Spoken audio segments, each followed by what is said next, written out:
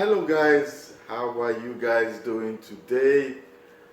Today is the concluding part of how to maintain and achieve a work-life balance. Like I said, I think it's very important that we understand how we can achieve this, how we're able to balance our life and also balance our work life, and so that there can be some form of equilibrium that can help us live better lives and achieve more.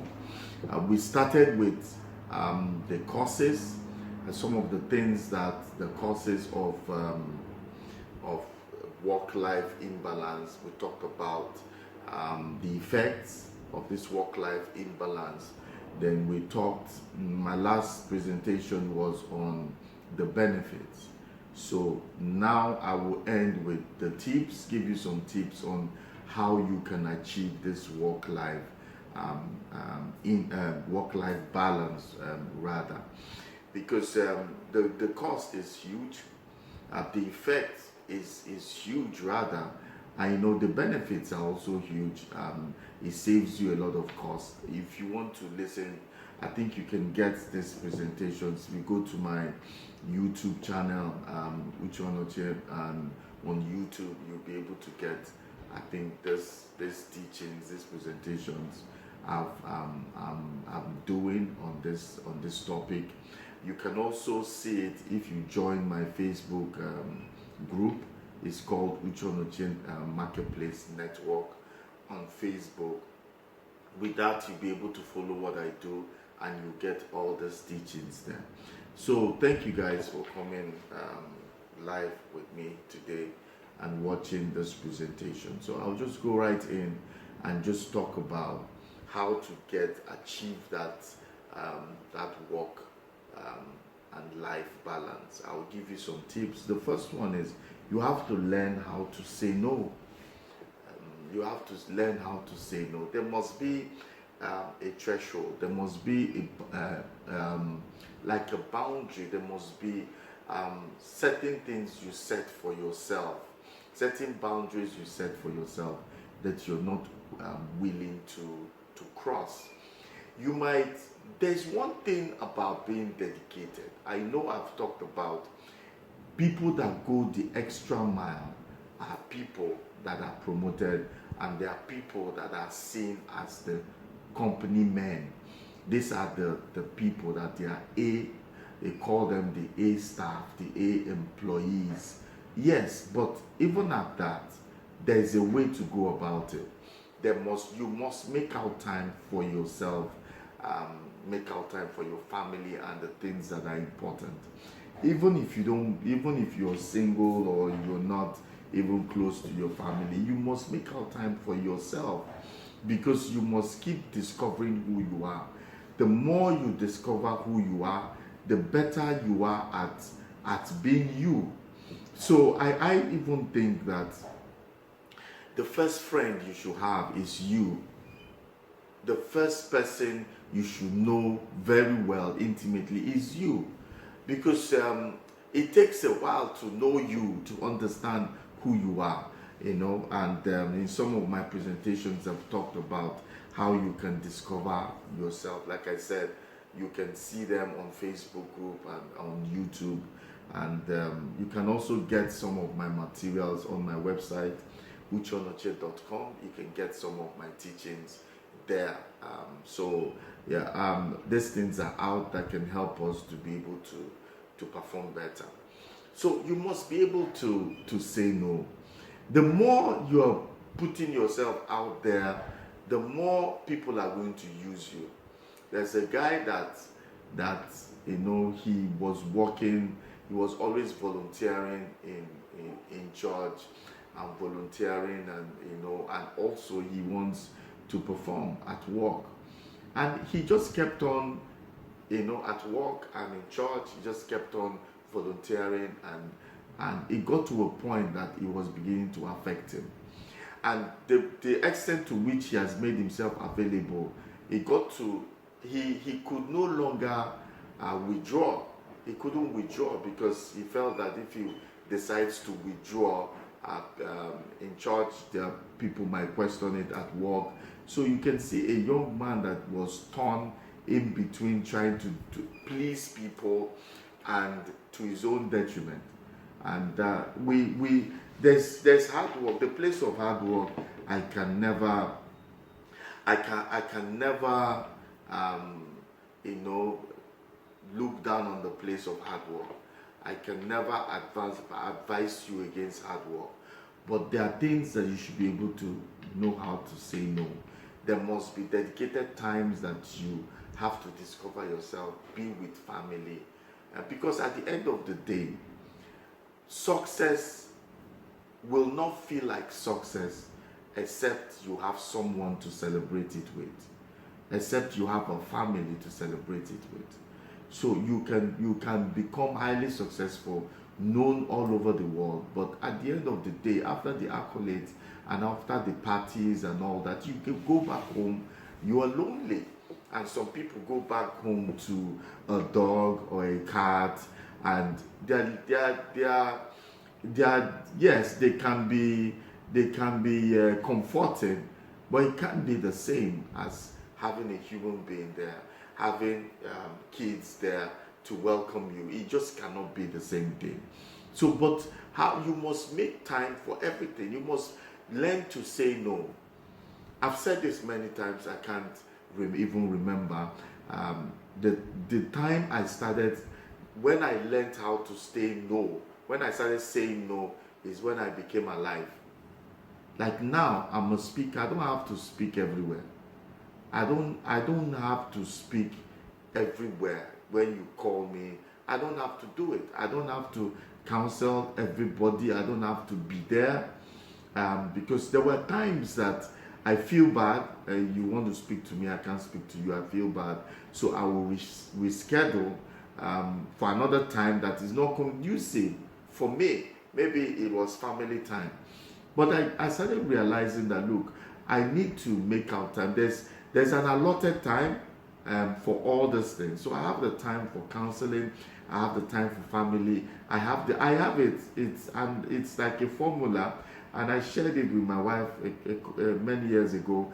And because she too is a career person, so we make out time for this. We make out time for this. So I will not give you an appointment when it's time with my kids, or it's time with my wife, or it's time with myself. I won't give you that appointment. And I will also, like my wife, it took her a while to be able to get into that in that schedule or get into that regime. But I had to tell her, you can't do this. There are days you can't do this.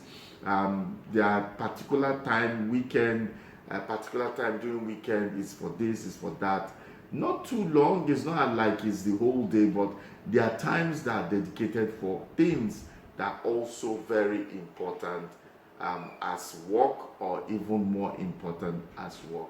Like I tell you, if anything happens to you at work, they will cry, but within 2-3 days they're looking for your replacement. But it's not easy to replace family. You can be sacked from that work today, but you can't sack family. So everything is important. Don't lose the things in life because you don't know how to say no. So now, don't say that this man has said, say no to everybody. Now, there's a wisdom to learn how to say no. So you must realize that saying no, you have to use like a sandwich method to say no. Just don't tell people, no, we can't do this, you can't do that. You must be able to find a way to be able to let people know what you are doing. I think I've also shared this. I had a boss that can give you 4 assignments at the same time. So I had to devise a means to be able to ask him exactly what I want to do. He gives me a job by 9 a.m. He comes by 9:30, gives me another one. By 12, he gives you. And so anytime he gives me, I'll ask him, do I leave the first one that I'm doing and do this one? If you say, no, okay, finish this. So there's a way to talk to your boss. There's a way to politely know your boss. I would recommend for everybody that is working, that is an employee, you have to know your boss. It's very important. You have to know when to ask him certain things, and you have to know when to relate with him, and based on that you be able to say no. You don't have to volunteer for everything to make your bosses feel that, oh, you are the kind of man for. Yes, put in the extra hours, I agree, but that extra hours has to be allotted. It has to be in your plan. So I think you should have a plan. You schedule a plan of how you want to run your life at work and also with important things in your life. So when you do that, it will be easy for you to say no. But like I said, please say no politely and don't say no in a harsh way. Another thing that can help you maintain work-life balance, apart from saying no, is avoid the trap of it's called perfectionism. Perfectionism, that is trying to be perfect at everything. You don't have to be perfect at everything. Those that feel that they are perfect or feel that their work should be perfect, do you know that the bulk of the assignment is not the problem? It's the minor small things that they feel that can make it perfect. I'm not saying don't strive for excellence, but striving for perfection can be a time waster. Sometimes it's you don't get everything done at once. Like in sales or in manufacturing, in sales, I've studied and I've checked it a lot. Some of the products that are moving today are products that customers helped you to develop for them. So if you're selling a product, you have to allow the customers to be able to help you to perfect it to suit them, not just you. So if you don't feel that you have to do everything. Do what you need to do to the best of your ability. If there's need for addition, your boss says, okay, add this. Okay, then you go and add it. Instead of sitting there and thinking, oh, this has to be. Submit the work. Some people submit your work, no. They are looking through it to see how they can make it better. Why don't you, your boss is your client right now. Why don't you submit it to him? Let him look at it. Then he will tell you what to add. So next time you know his mind concerning that thing, so you do it. So people that strive for perfection, they waste a lot of time. It's different. There's a difference from striving for excellence and also for perfection. So try as much as possible. Do an excellent piece. Do an excellent work. But who you're doing it for will help you to perfect it. Okay, and the third point I want to bring to this is learn how to unplug. When I say unplug from your technology, unplug from phone, from social media, your notifications, pause your notifications. There are times you can just say, look, between 9 a.m. and 12 noon, I don't want to talk to anybody. I want to concentrate on what I'm doing. Own your time. Own your time. Certain times during the weekend, own your time. Own your time. And look at what suits you. Know, do you work better at night, or do you work better in the morning, or do you work better in the afternoon? Know when is your peak time, your peak period, and you do the most work at that time. You do the tasks that are heavy at your peak time. That's when your mind and your brain is working. Your brain is working at optimum level. So that is when you unplug from social media. Can be a time waster if you're not using it to promote your business, advance your business. It can be a time waster. Social media, I think if it's not for business, then it should be for social, and you can't have 24 hours of being in that social mode. So you must be able to turn it off sometimes. Sometimes it's good to even leave your phone in another room so that you can concentrate on what you're doing. If I'm reading, I put my phone on airplane mode. most times when I'm reading. So you can't even reach me at that time. So doing breaks, I can put it on. So, but there's a flow I get in, and once I get into that flow, I know I can achieve much. So I don't want distraction, and so that's why I have to put up my phone. I do a lot of brain work, so I have to get up 3:34 in the morning, where everywhere is quiet, to be able to do it, so that there's no noise, no distraction. So I work better between that 3:30 in the morning to like 12:30 in the afternoon. They are my peak period. That's when I think, that's when I write, that's when I do everything that I want to do. So by 12 and noon to when I leave the office, 5 or 6, I am doing office work, but I'm not doing like brain work. I'm not doing the main things, because it's human capacity development I'm into, and the work is not office work, it is a brain and a mind work. So you have to know what works for you and know how to cope with it. So you have to unplug.